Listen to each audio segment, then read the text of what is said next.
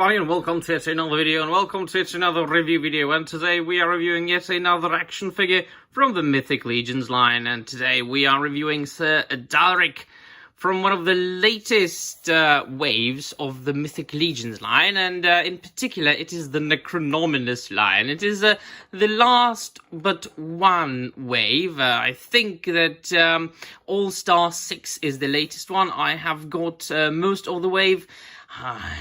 The backlog I have got to review, it's insane, well, let me tell you. But I want to show you this one because it is, I think, a sleeper hit, as they say. A figure that initially didn't get much attention, and quite obviously when we compare it to some other competitors from the wave, such as Sir Utsak, or Ukzak as some people call him, or some others like the Necronominous himself, but it does include some of the modern improvements to the Mythic Legions line that have been so praised lately, and that I have demonstrated in my reviews of Sir Gideon. That's like the main competitor, right, of that one. I mean, check out my review of Sir Gideon Heavensbrand. That's, I mean, still one of my favorite action figures of the year. But anyway, it does contain one feature, or rather, it misses one thing, that provides this action figure with even more articulation, which, if you know me, I'm not much of an articulation guy. I'm more into displaying my figures in, like, kind of museum poses, and I am more into the visual of the action figure. I will sacrifice the articulation over the visuals, of course, but there are people who do enjoy a good articulation, and I'm going to demonstrate it a little bit. Just mind you, I'm not really an action figure reviewer, like, professionally. This is a hobby of mine. I just want to show off a nice figure. So I'm not going to put this figure through the paces like other people on the internet do. However, he is a good guy from the faction of Aetheron, which the Mythic Legions line, famously made by the Four Horsemen toy design, an American manufacturer. They do make their own fantasy-based action figures, and they make their own world and stories around it. The first action figures come, and then the stories, like the good old times of the Transformers or the Masters of the Universe. After all, they did work on some Mattel Masters of the Universe in the past.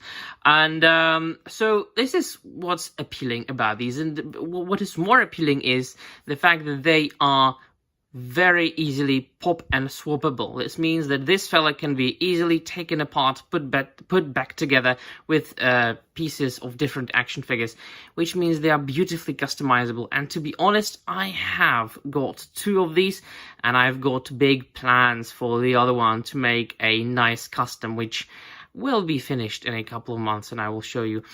So this is the little readout. I mean, there are bios on the internet, on their website. I will provide a link in the description down below. And here's a little cross-sale of all the other characters from the line. Sir Gideon Heavensbrand, I've got a review of that one. Maxilius the Harvester, as well as Sir Elijah. I've got reviews of these three on my channel. We are reviewing Sir Adalric, and here's Beluelith and the Tupiculi. So yeah, and this is the main baddie, the artwork made by Mr. Nate Barch. So, shall we take him out of the box and let us have a look at him? Well, and here is Adalric out of the box. First, my dear friends, I would like to show you all the accessories that he comes with, and there's a lot. I mean, there's a lot. He comes with these feathers that I attached to his helmet, and they are removable, of course. Why are they removable? Well, because, as I said, firstly, those figures are extremely customizable, so a lot of things are just, you know, like, possible to be removed. But also, he comes with an extra head sculpt with this extra helmet, and as you can see, it's a bit different from this one, because it contains this battle damage. But it also comes with an extra head plate or face plate. Now, this can be removed freely, as well as the faceplate that comes in the package, which is like a human head right here.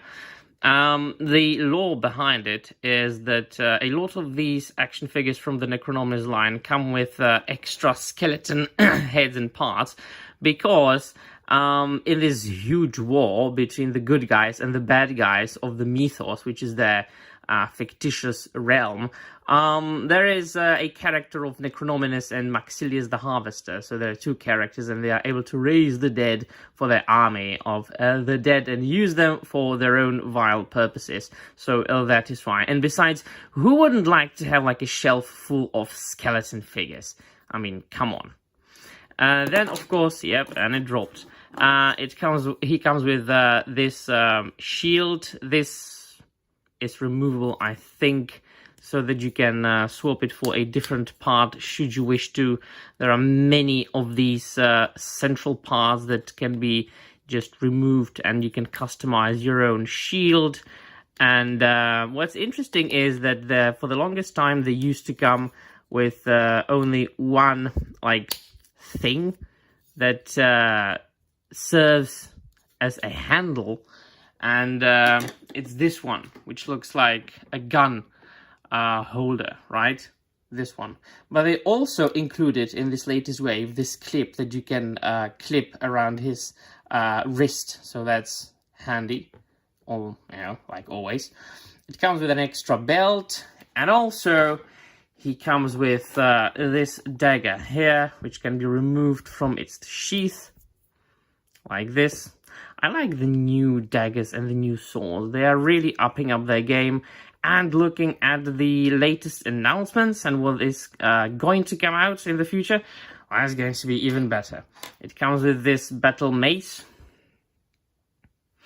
and this long Ors spear, which I think is a new sculpt for this line. I think that the older spear was a little bit more simplistic looking, definitely not as detailed or as nicely painted. Then it comes with these two pauldrons. They are glorious and gorgeous. I'm going to put them on him after I show you a little bit of the articulation that I dare show you. Why am I dropping things today all the time? I'm not going to, as I said, put this figure through all the paces. But once you put them on and they just are attached by these little pegs at the back, they of course do hinder a little bit the articulation of the arm, so I'm going to show you that later. It comes with an extra neck peg, which is even more articulated than the one he's got on his body right now, so this provides you with even more articulation. And it comes with two extra pairs of hands. Why are they all gripping hands? Well, because they are differently articulated, vertically and horizontally articulated. Should you wish to have like gesturing hands or fists, this wave also came with, a hand pack came as a part of this wave. So if you want all kinds of hands for all the characters, just get the hands back and you're all set. I hope I haven't forgotten about anything. So let us look at Adalric. So what is interesting about this character, a little bit different, is that while it does contain this tunic made of fabric that is wired, and it can be posed all the way you like at the back as well, it does not include the upper part of the cloth tunic, which a lot of the new characters do contain, like Sir Gideon or Sir Elijah or Sir Enoch from the All-Star 6 wave. I'm not sure why, but it makes it different, right? And initially I wasn't a fan of this baby blue, this very, very light blue color, but it's growing in my liking. More and more I look at him. Well, I mean, once again, I'm not much of an articulation guy, but quite obviously, this is on a ball joint or a peg, so he really can move his head up and down and up and down. There's like an extra articulation added lately, so really the movement of the head is very good. This is, once again, see, a ball joint, peg, whatever. I mean, once again, not really an articulation guy, but this can move very nicely. You've got your standard articulation at your arms, which is, you know, like can go up and down and like 360 degrees and things like that. But what people like the most about these new Mythic Legions figures is that they can go like this. Like it can go really way past 190 degrees as far as his elbows go. So he can do the like two hands wielding of a sword. This is the articulation I was talking about. So these hands articulate like this, right? But the other ones, the other hands, they articulate as well, but the articulation is the other way. They articulate like this. This is not an naughty gesture, I'm just showing you. The legs, I mean, they can do the spreads, of course hindered by this armor a little bit, but it's pliable.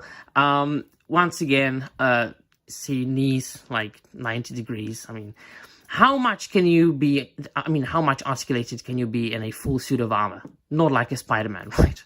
But he can do them kicks, and he can do them kicks at the back, and things like that. You know, it's just your standard articulation. And it's got like articulated feet, like so, and they pivot, and yeah, it's an improvement over the figures that they did make 10 years ago.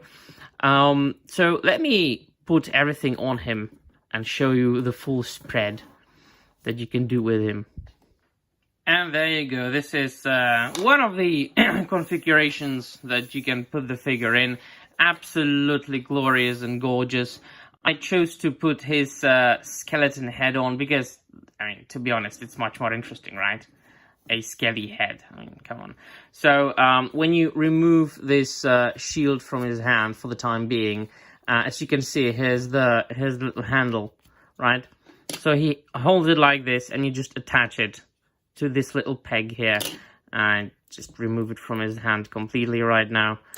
And so these are the pauldrons that you put on his back, like so, and they are beautiful, gorgeous, and glorious. And those two little studs here, they are removable as well, so you can take different studs or buds, whatever you want to call it, from different figures and articulate it as well. So if you are into knights and fantasy and, I mean, good-looking and well-sculpted and well-painted action figures, I mean, you can make your own characters. These Mythic Legions are really the way to go. They are really well made, really very good. Yeah, I mean, that's all I can say. They are really nice. So, sorry for the very unprofessional review. I'm not a reviewer. This is not a source of income in any way for me. This is just me recording a video for a little bit and then moving on with my life. So yeah, let me know in the comments down below what you think. Do you collect Mythic Legions? What's your favorite one? So on and so forth. That will be all. Thank you very much for watching, and I'm out of here.